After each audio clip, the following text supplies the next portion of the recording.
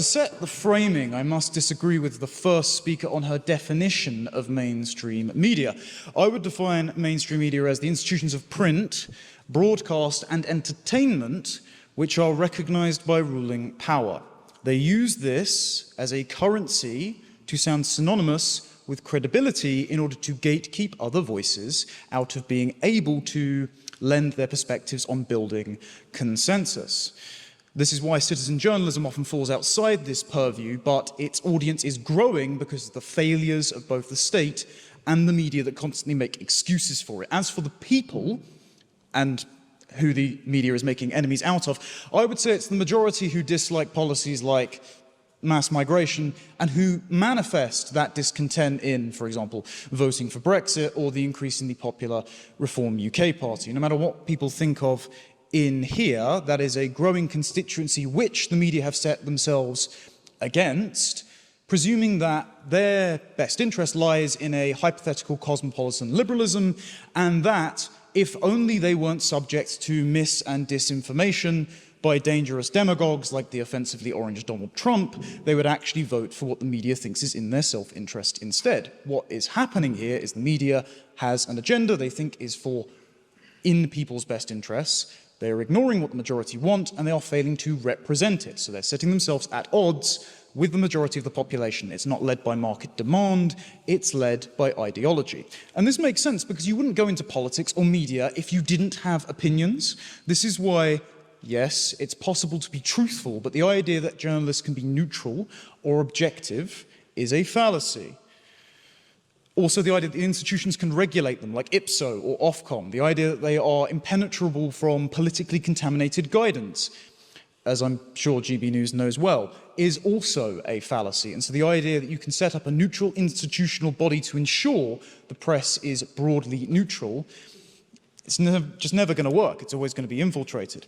And so their ideological priors inform which facts they pursue, which facts they police, who they hold to account, and, as I'll get onto in a moment, which atrocities they ignore. Also, their access to politicians, and often intelligence services, is the bedrock of their livelihood. So it makes challenging power actually pretty risky for their own personal political ambitions. As we saw the likes of Michael Gove and Boris Johnson, former journalists, try to duke it out for permanent competition to rule the Tory party. They're not going to challenge that if it's going to tank their political careers. And don't forget, they're often attending the same cocktail parties as the politicians they called the Antichrist yesterday.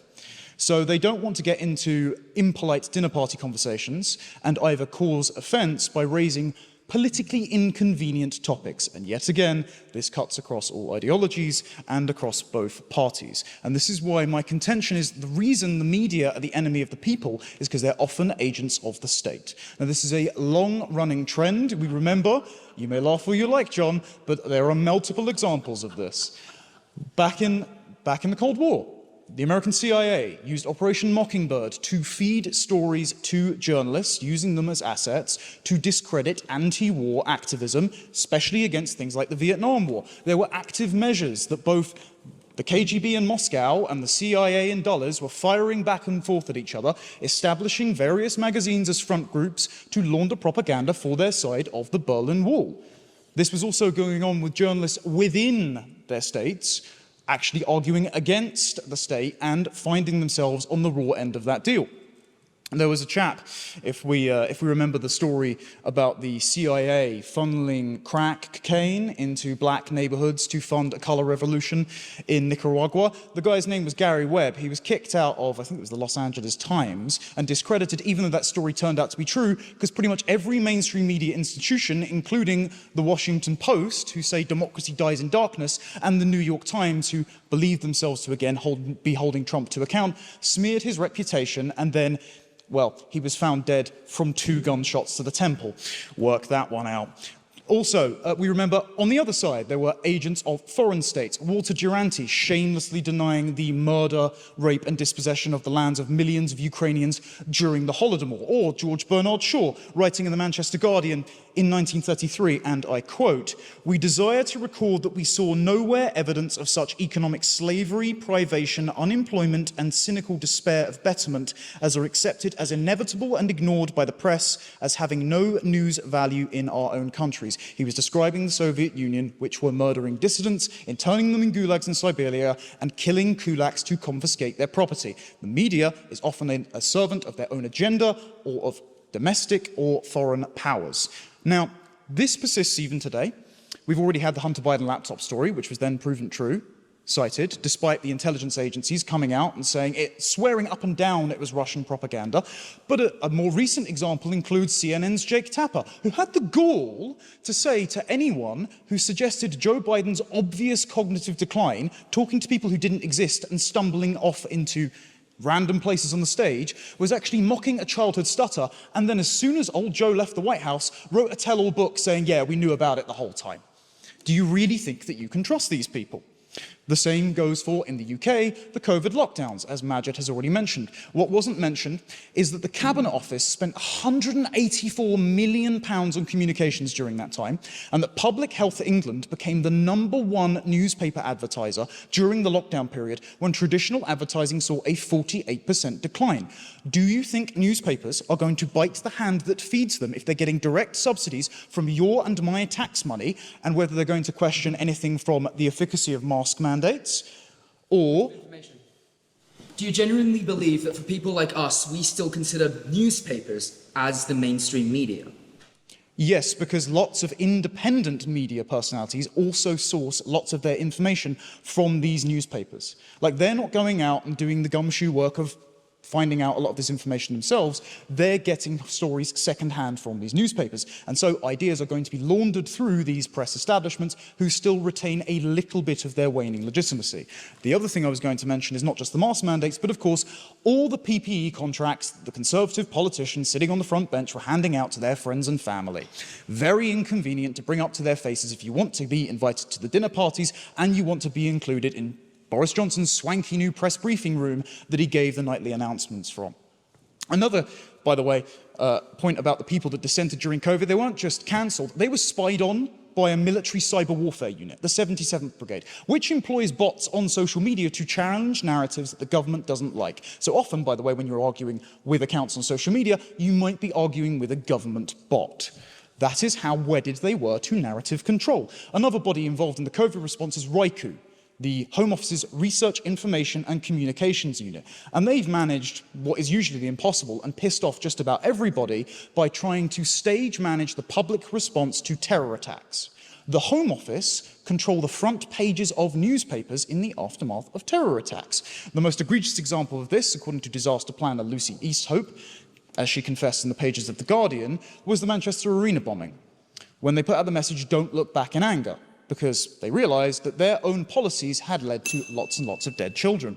But one of the more egregious examples was in 2014, when British aid worker Alan Henning was beheaded on camera by ISIS. The Sun newspaper put out a photo of a woman in the Union Jack hijab saying "United against IS." Now, this annoyed both people who thought we shouldn't import jihadists in the first place, and British Muslims who thought that they were being patronised to about a regime-approved version of their religion, because it turns out that image was prefabricated by the Home Office. It was prefabricated by Dame Sarah Khan with a campaign called Making a Stand that was launched by then Home Secretary Theresa May and taken by Breakthrough Media. Breakthrough Media worked in conjunction with a PR firm called Bell Pottinger. The head of RICU was a guy called Richard Chalk. He worked running PSYOPs, confidential still to this day, by the way, in the middle of the Iraq War out in Baghdad. The CEO of Bell Pottinger took over from Alistair Campbell as Tony Blair's spin doctor. Alistair Campbell, the man who got us into the Iraq War, who now has a very lucrative podcast in which he disagrees with a Conservative minister on the other side, that is distributed by one of the major advertising distributors in the world. You're seeing a lot of these podcasts popping up, right, with former politicians and journalists who are supposed to hate each other. Point of information. Yes, please.